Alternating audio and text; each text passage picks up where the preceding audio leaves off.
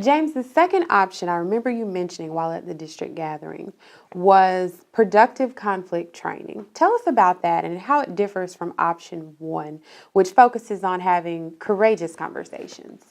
Yeah, there's a couple things. One, it'll be similar to option one in that this will be another training opportunity that is strictly focused on individuals. This would not be a training where you would want to get a group of people together and participate. It's very individually focused.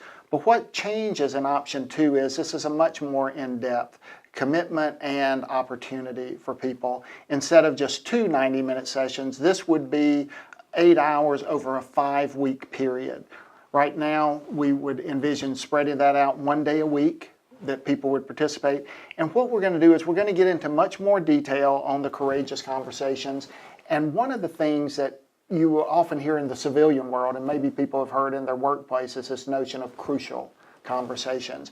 And these are conversations that have 3 elements. They have high stakes, they're strong emotions, and typically there are strong differences of opinion. When we encounter topics like that, oftentimes one of two things happens. Either we avoid the conversation and nothing good happens, or we engage in it in a destructive way because we're just not prepared and equipped to have that type of discussion. So it's helping people understand that. A quick example that we use in the training, we talked about understanding that when you get into that type of setting, that type of conversation, the body begins to produce adrenaline. And usually it's a fight or flight reaction. And so the blood begins to rush to your extremities because either your legs to run away or your arms to fight. And what begins to happen is that the blood flows away from the brain. And so the part of our brain that we most need that helps us with higher order thinking skills in this very tough conversation, we're least prepared physiologically to engage. And so there are lots of things like that that we want to help again to equip people.